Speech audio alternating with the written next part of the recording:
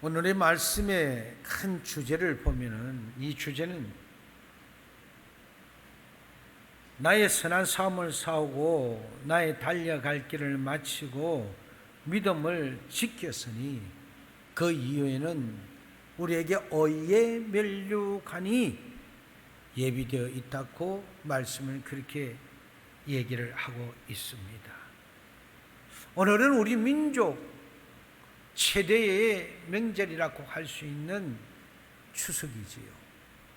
이 중추절은 조상을 생각하며 핵곡식과 핵과일을 먹는 날로서 온 가족이 모이는 즐거운 날입니다. 그래서 많은 사람들이 고향을 찾아서 떠나는 것입니다. 성경 창세기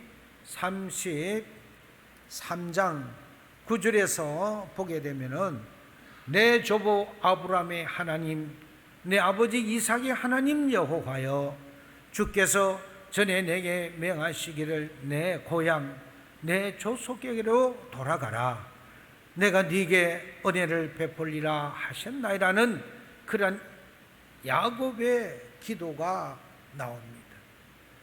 그는 형 에서의 장자권을 뺏음으로 말미암아 형의 노여움을 샀기 때문에 그곳에 같이 있을 수가 없었습니다. 형이 결단코 내가 너를 죽으리라 일어난 말에 너무 겁을 먹고 또 그렇게 해서 어머니가 예비하는 그런 외삼촌 집으로 이제 향하게 되었습니다. 외삼촌이 있는 그 타향에서 고생을 하면서 살았습니다.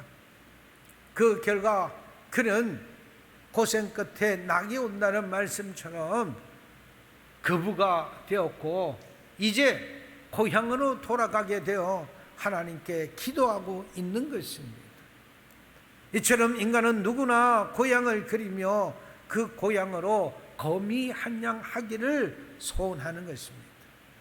이번 추석에도 어마어마한 사람들이 기승에 올랐기에 민족의 대이동이 시작되었다고 합니다.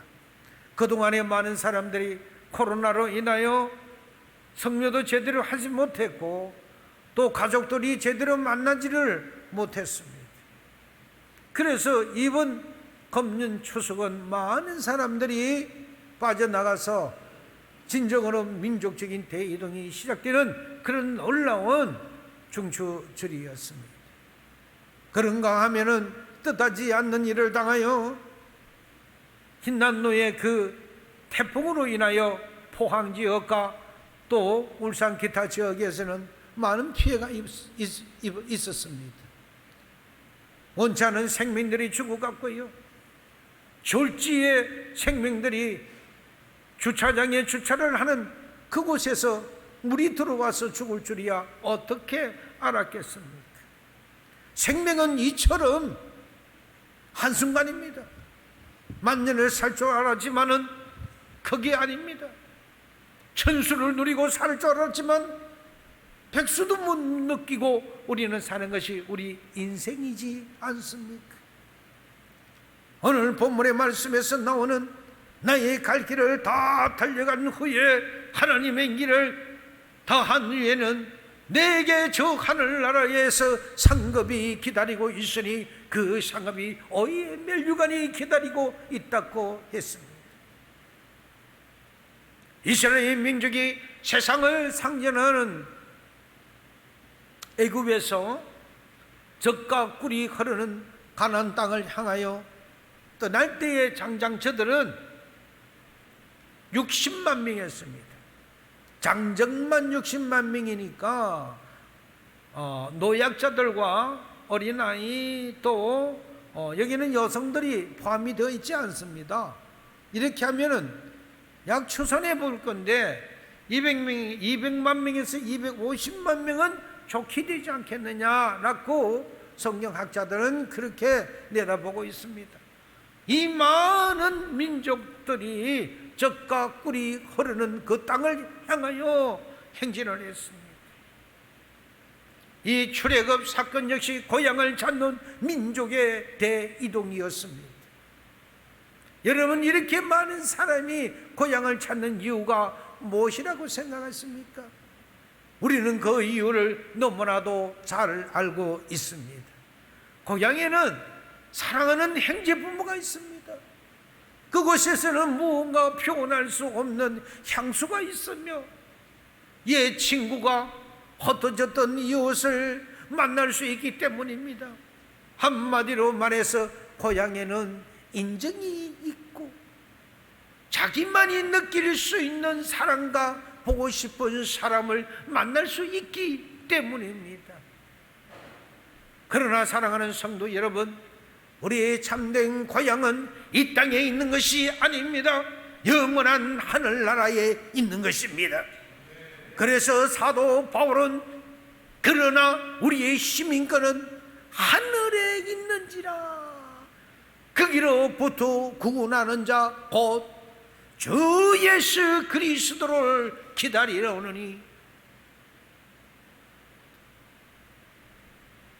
그가 만물을 자기에게 복종하게 하실 수 있는 자의 역사로 우리의 낮은 몸을 자기 영광의 몸의 형체와 같이 변하게 하시리라고 빌립보서 3장 20절에서 21절에서 말하고 있는 것입니다. 또한 골로새서 3장 1절에서는 그러므로 너희가 그리스도와 함께 다시 살리심을 받았으면 위의 것을 찾아라.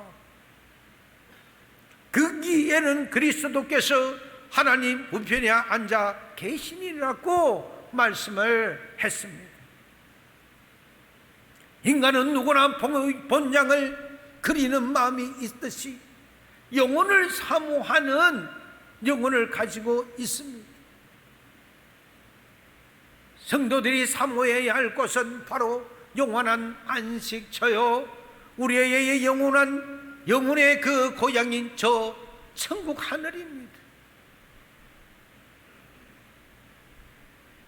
우리 모두 그것을 사모하는 성도들이 됩시다. 이 세상은 잠시 있다가 우리가 그저 나그네와 같이 가는 세상입니다. 일잔충문과 같은 세상이지요.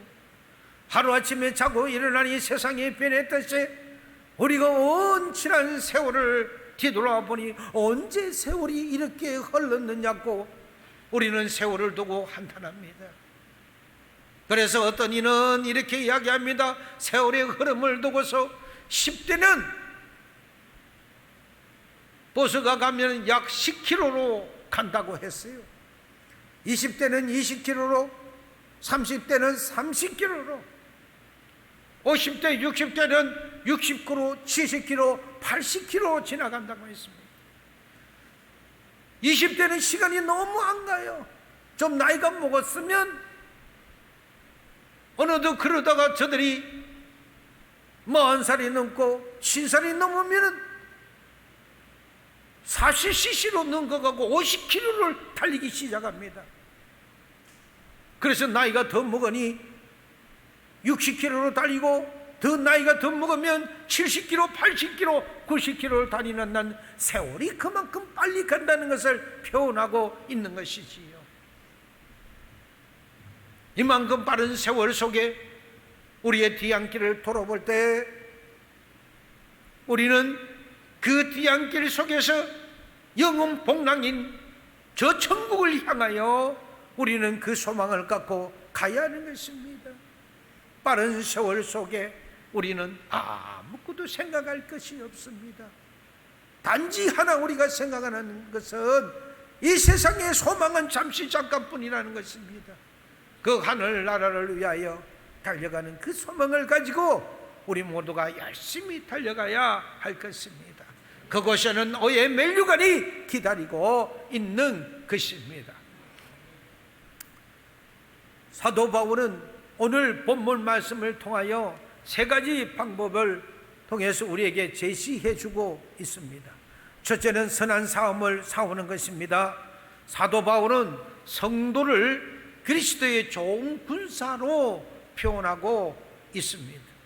디모데후서 2장 3절에서 4절에 보게 되니까 이것은 우리가 하나님 앞에서 영적인 선한 싸움을 위하여 부르심을 받은 것을 의미합니다. 또한 그는 본문에서 내가 선한 싸움을 싸우고라고 또 본문에서도 말씀하고 있습니다. 사도 바울은 과거에 그리스도를 대적하여 싸웠던 자입니다. 그리스도를 믿는 사람들을 잡아다가 처형하고 감옥에 넣었던 사람이었습니다. 그런데 그가 이제 선한 것을 위하여 싸우는 자가 되었습니다. 전혀 반대가 되었습니다. 우리도 과거에는 하나님을 믿지 아니하고 예수 그리스도를 부인하며 핍박하던 그런 자들이었지 않습니까? 물론 여기는 모태신앙을 가졌고 그런 분들이 계시겠지만,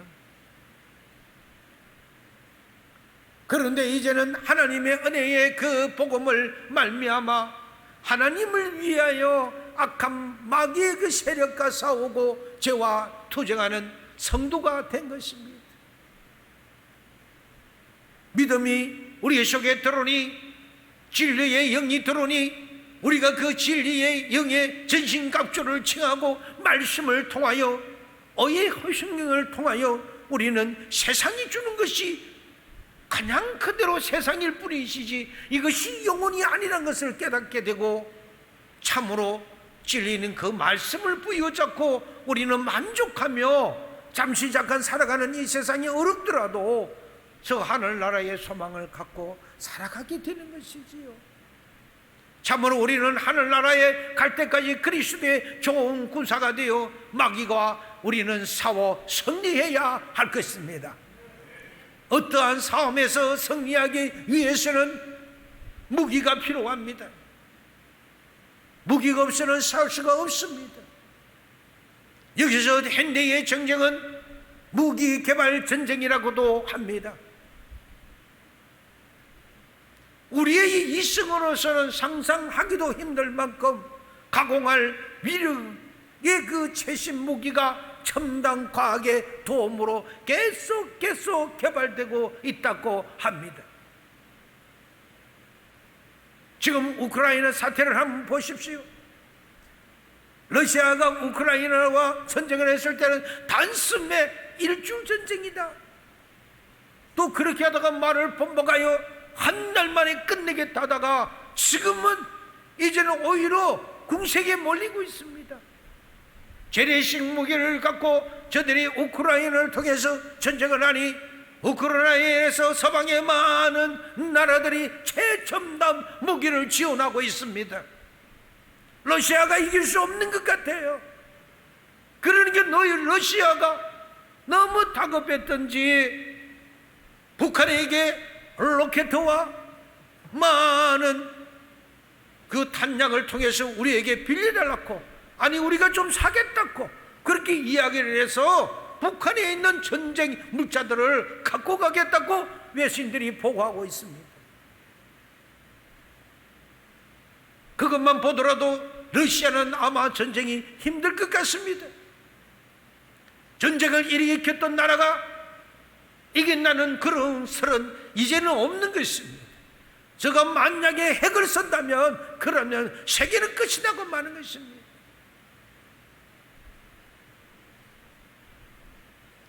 지금 우리 인간이 보유하고 있는 핵무기만 하더라도 지구를 몇십 번이나 멸망시킬 정도의 그런 어마어마한 핵폭탄을 가지고 있는 것입니다.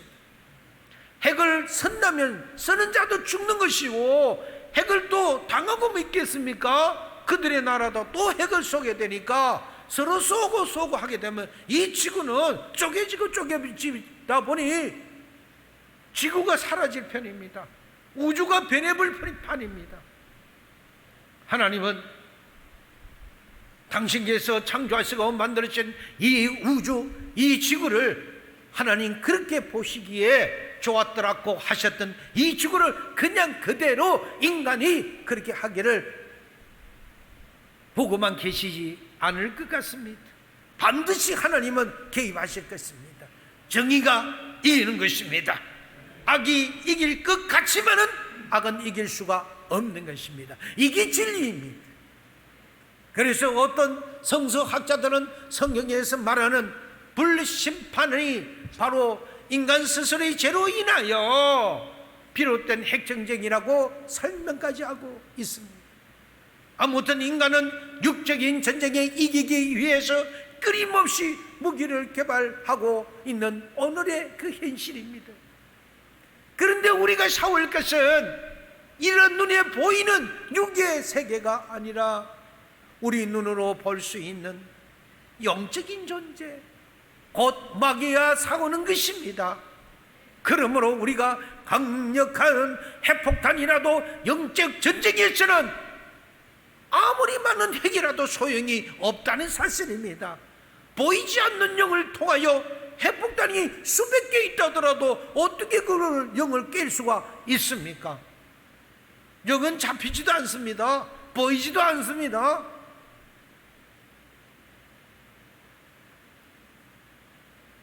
그렇다면 사랑하는 성도 여러분, 영적인 삶에 필요한 무기는 무엇이시겠습니까?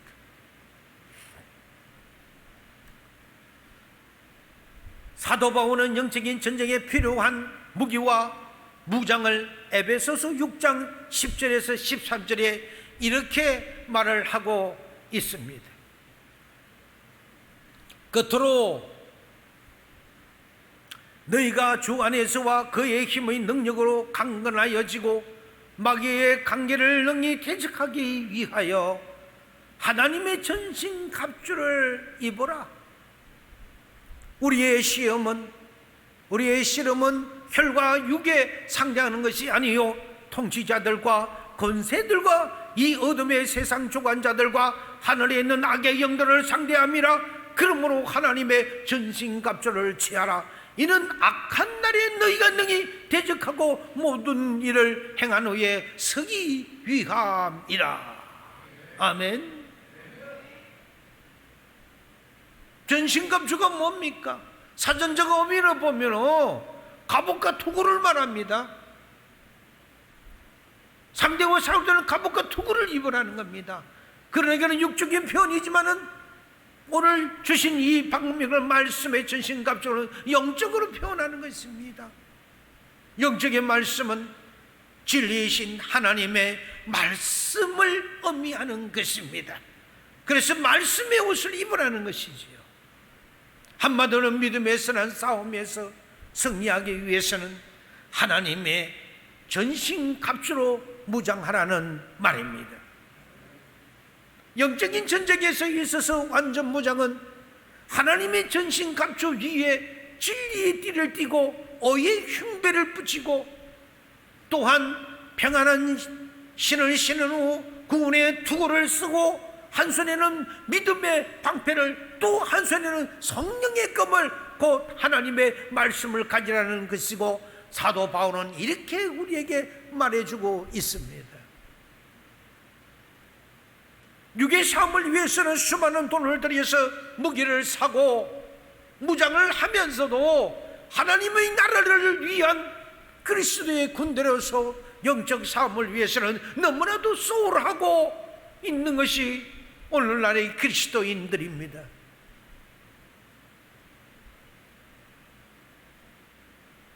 물질뿐만이 아닙니다. 예배는 신령과 진정으로 드려야 합니다. 정한 시간에 오는 것은 정한 시간이 오지만은 정한 시간에 항상 그 전에 와서 예배를 드려야 합니다. 예배 시간을 지나서 마지못해서 들어오는 그런 예배는 하나님이 받지 아니하십니다. 신령과 진정으로 드려지는 예배야만이 하나님이 그 예배를 받으시지 아니하겠습니까? 그만큼 예배를 소중하게 생각해야 하는 것입니다. 예배를 소중하게 생각하지 않는 사람은 인생을 사는 것도 어떻게 보면은 그저 그렇게 사는 듯 마는 듯 모든 일에 대해서 열정을 가지지 않습니다. 우유부단하게 산다는 것이지요. 하나님의 일을 하는 것은 내가 죽으면 죽으리라고 하는 그런 심령을 갖고 나아가야 하나님께서 받으시는 것이지요. 세상의 이치도 그렇지 않겠습니까? 세상을 살아가는 그 이치도 살면 사는 거고, 뭐 그저 그러면 그런 거고, 뭐 될 대로 되라는 식으로, 이건 무슨 캐세라라는 이런 식으로 사는 인생, 그 인생이 옳은 인생을 살겠습니까? 승리자의 인생을 살겠습니까? 정복자의 인생을 살겠습니까? 목표도 없고 목적도 없는데요. 그럼 분명히 승리하지 못합니다. 그럼 분명히 승리하지 못하고 패하여 마귀의 노예가 되며 우리의 고향인 천국에 갈 수도 없는 것입니다. 하나님은 그래서 들어와 하라고 하였습니다. 경영하라고 하였습니다. 신령과 진정으로 예배하라고 하였사오매 먼저 와서 하나님 앞에 주여 한 조각 노제가 세상의 때를 가지고 왔습니다. 이 많은 때를 하나님 회개합니다. 낱낱이 주님 앞에 고백하고 회개를 통하여 새롭게 되게 하시고, 그래서 그 거룩한 자가 되어서 의의 옷을 입고 이 자리에 앉아서 하나님 앞에 찬양 올 때는 나의 목소리를 통해서 소절 한 소절이 나의 고백이라고 생각하고 주여 감사합니다, 내가 그렇습니다 하며 찬양을 올리질 때 그 찬양이 살아 움직이는 것입니다. 신앙생활이 그렇지 않고서는 찬양을 안 하면 마치 못해서 하고, 인생살이는 그와 같이 산다면 결단코 성공할 수가 없는 것입니다.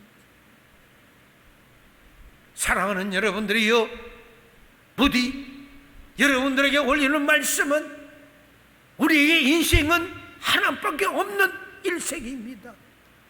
이생도 있고 삼생도 있고 사생도 있으면 한번 근하게 살아보고, 안 되면 다시 연습으로 살아보고, 그래서 멋지게 한번 살아보고 이랬으면 좋겠는데 우리의 생명은 하나밖에 없는 것입니다. 그래서 말씀의 진리가 필요한 것입니다. 그래서 말씀을 들어야 하는 것입니다. 그래야 말씀으로 깨어지는 것입니다. 깨닫는 것입니다. 우리가 그럴 때 변화되는 것입니다. 말씀을 통하여 변화되어 가며 거룩한 자로서 삶을 살아가는 그런 저와 여러분이 되시기를 바랍니다. 우리는 하나님의 거룩한 보좌 앞에서 우리의 구원이 되신 예수님을 만나기 위하여 믿음의 선한 싸움을 승리하는 그런 성도들이 됩시다. 두 번째, 우리의 달려갈 길은 우리의 길이기 때문에 달려가야 합니다. 타인이 나의 길을 달려갈 주지를 않습니다. 대신 살아주지를 않습니다. 나의 길은 내 자신이 달려가야 하는 것입니다. 그래서 사도 바울은 복음을 전하는 길과 자기의 달려갈 길을 다 달려간 그 성도의 본이 된 사람입니다. 사도 바울은 본문에서 내가 선한 싸움을 싸우고 나의 달려갈 길을 마치노라고 저는 그렇게 고백합니다. 선한 싸움과 함께 달려갈 길이 있는 말씀은 사도행전 20장 24절에 내가 달려갈 길과 주 예수께 받은 사명 고 하나님 은혜의 복음을 정언하는 일에 마치려 하면은 나의 생명조차 조금도 귀한 것으로 여기지 아니하노라. 이 생명 주를 위해서 하면 기꺼이 순교할 수 있는 그런 각오로 나가야 하는 것입니다.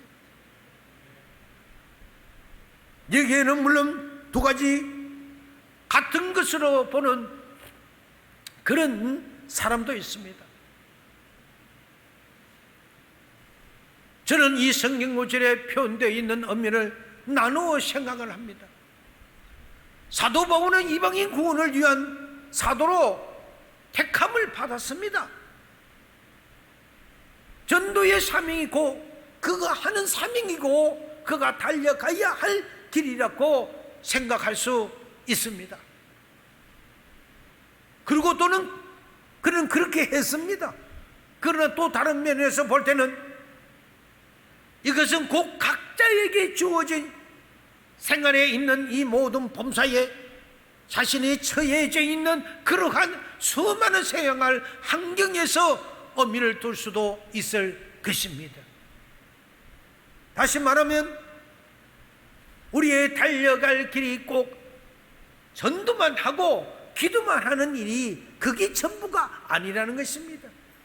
그거는 그렇게 하는 전문가가 또 해야 할 일이 부분적이 있고 또 우리가 삶을 살면서도 해야 할 부분적이 있다는 것입니다.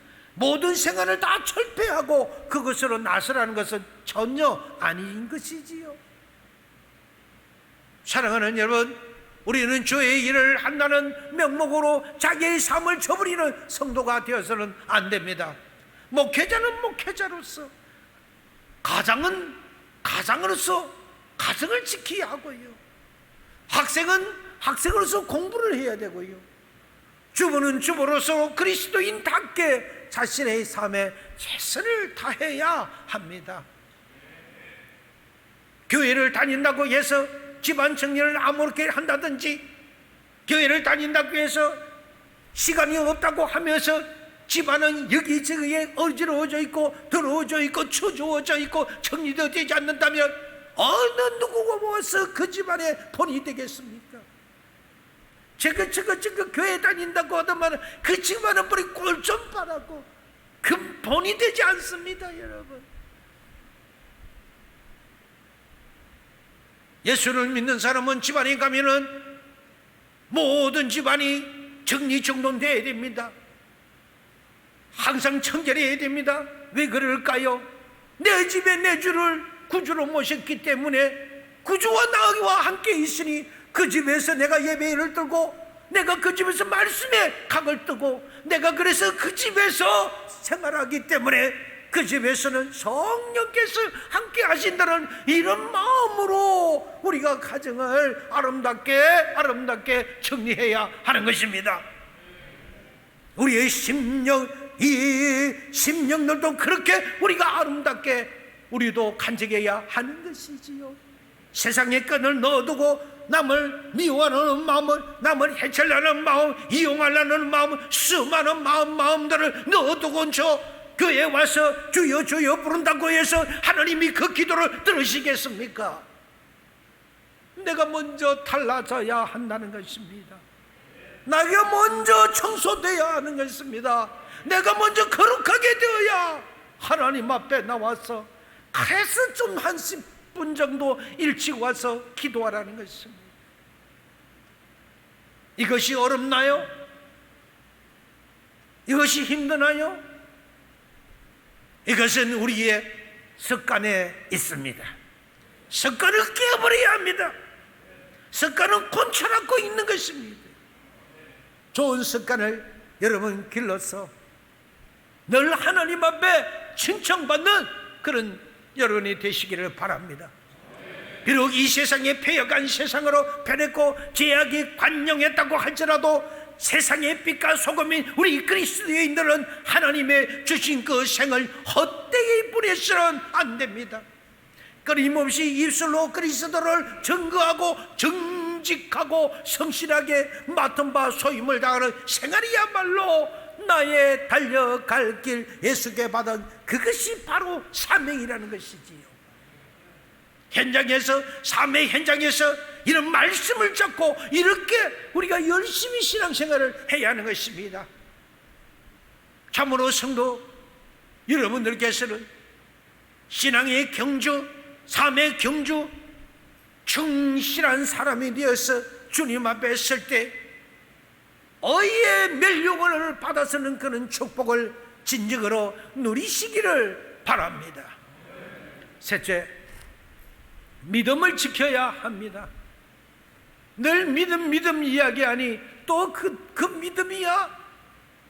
어디까지 믿음이야? 이렇게 여러분 생각하실 수도 있지만 그렇지 않습니다. 사탄은요, 우리의 이 믿음을 깎아내리기 위하여 가진 수를 다 씁니다. 틈만 나면 비집고 들어옵니다. 그리고 우리의 육신이 있으니 이 육신을 편안하게 만들려고 이제 이 정도면 됐어. 뭘 그렇게 기도 열심히 해. 이젠 자리에 누워.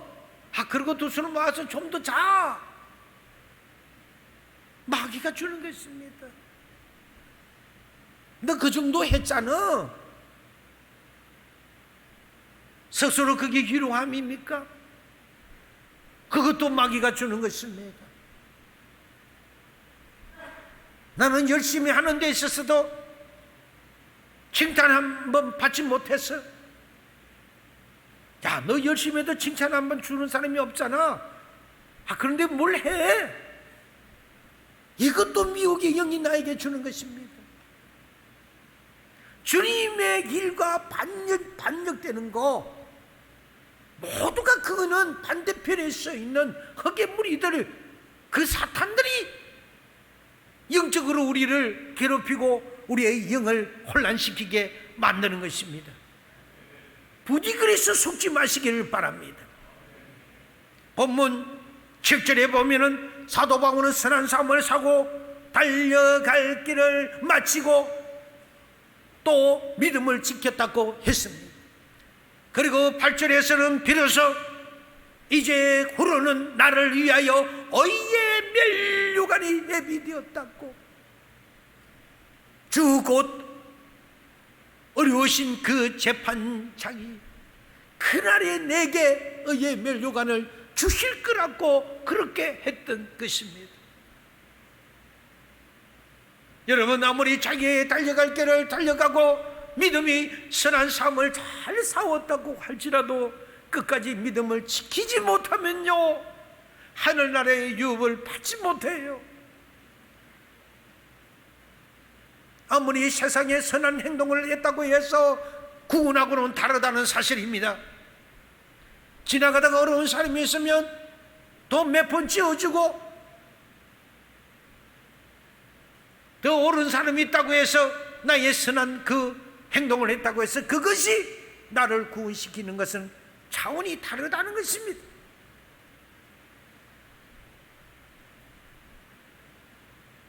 우리의 고향인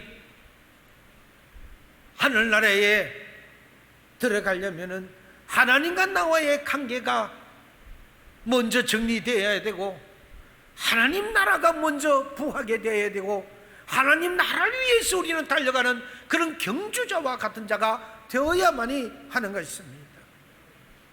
우리의 이 본향인 하늘나라에 들어가지 못하면 예비되어 있는 의의 면류관이 아무런 소용이 없다고. 그러므로 끝까지 믿음을 지킨다는 것은 진정으로 대단히 중요한 것이지요. 마지막 일각까지 믿음을 지켜 나가서 승리해야 합니다. 사도 요한이 밤모섬에서 하나님의 계시로 말미암아 7교회의 한상을 보았을 때 예수님께서 필라델피아의 교회를 향하여 말씀하시기를 계시록에 가니까 그렇게 말씀을 또 해 놓았습니다.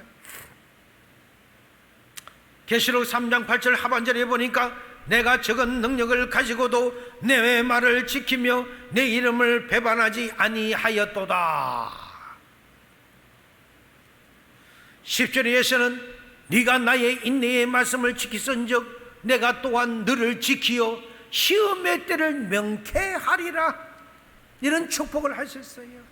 그리고 계속해서 11절에 와서 보니까 권면하시기를 내가 속히 오리니 네가 가진 것을 굳게 잡아 아무도 네 면류관을 빼앗지 못하게 하라고 하셨습니다. 믿음이지요. 우리가 붙든 이 믿음이지요. 이것을 손에 놔버리면 안 됩니다. 이것을 짚고 있을 때 열정이 생기고, 이것을 짚고 있을 때 주를 향하는 마음이 생기고, 그 향하는 마음이 열정이 되어지고, 그래서 다이나믹한 그런 능력이 우리 속에서 나오는 것이 성령께서 주시는 우리의 그 능력인 것입니다. 우리는 작은 믿음이라 할지라도 끝까지 지켜나가 하나님의 축복과 약속을 받는 성도가 될 수가 있습니다. 여러분들 약속을 받아야 합니다. 끝까지 지켜야 합니다. 그래서 히브리서 11장 6절에 보면은 믿음이 없이는 하나님을 기쁘시게 하지 못한다고 했습니다. 믿음을 쥐고 있을 때 하나님을 기쁘게 하는 것입니다. 이거를 놔버리면 하나님을 근심하게 만드는 것입니다. 우리에게 믿음을 주시는 하나님께 감사하며 끝까지 믿음의 그 정조를 지키는 그런 신앙의 연료가 되어야 합니다. 여러분, 왔다 갔다 한 발은 교회에 한 발은 세상에, 죄와 선이 있다면 한 발은 선으로 죄로 왔다 갔다 갈팡질팡 자신이 좋을 대로 해석해버리는 이런 것이 되어서는 아니 된다는 것이지요. 이번 중초절을 맞이하여 마귀는 우리의 믿음을 시험했을 것입니다. 참으로 하나님은 살아계시고 유일한 분이심을 믿으셨다면 우리는 제단 앞에 우리는 저를 하지 아니했을 것입니다. 우리는 그래서 승리했던 것입니다. 아니, 안 보이는데 어떻게? 안 보이는데 뭐 이 정도쯤은 괜찮겠지. 과거에 하던 습관에 젖어서 정조를 지켜야 합니다. 한 분 아니라면 아닌 거지요. 믿음의 시험에서 승리하는 명절이 되시길 바랍니다. 지금까지 말씀드린 대로 인간의 참된 그 고향은 육신에 속한 것이요 영원한 저 하늘 나라입니다. 그러나 아직도 자기의 본향을 찾지 못하고 방황하고 있는 가족과 이웃들이 많이 있지 않습니까? 이번 우리 명절을 맞이하여 이러한 사람들에게 저 하늘나라 우리의 본향에 대하여 알려줍시다. 천국에 대한 비밀을 알려줍시다.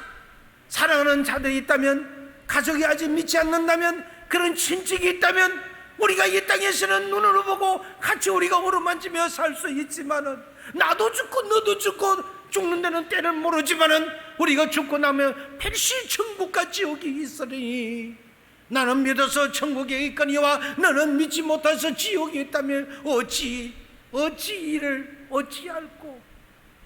이렇게 한탄하는 자가 되지 말기 위해서는 사랑하는 자들에게 참으로 알려줘서 그래서 영원한 복락을 함께 누리도록 하시기를 바랍니다.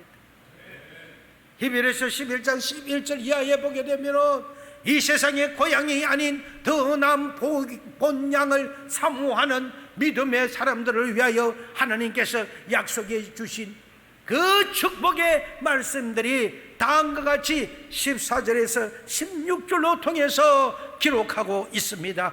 그들이 이같이 말하는 것은 자기들이 본향 찾은 자임을 나타냅니다. 그들이 나은 바 본향을 생각하였더라면 돌아갈 기회가 있으려니와 그들이 이제는 더 나은 본향을 사모하니 곧 하늘에 있는 것이라. 이러므로 하나님이 그들의 하나님이라 일컬음을 받으셨음을 부끄러워하지 아니하고 그들을 위하여 한 성을 예비하셨느니라. 하나님께서는 믿음으로 살면서 자기 육신이 태어난 고향보다도 하나님 아버지가 계시는 더 나은 본향, 그 본향을 사모하는 자에게 아버지 하나님이 기꺼이 너에게 아버지가 되어주시고 하나님이 되어주시고 그들을 위해 눈물과 고통과 애통이 있는 곳에 더 이상 그러한 것이 없게 거쳐주게 하시고 오직 그리스도의 영광과 우리를 위해 예비하신 의의 면류관, 생명의 면류관이 있는 한 성을 우리에게 예비해 주신다는 것입니다. 올해는 말씀을 맺습니다. 1년에 한 번씩 돌아오는 한가위 이 명절이 수십 분 우리에게 지나갔지만 돌아갈 수 없는 고향만 바라보며 안타까워하고 있는 실향민들도 있을 줄 압니다. 민족이 분단이 되어서 얼마나 안타까운 일들입니까?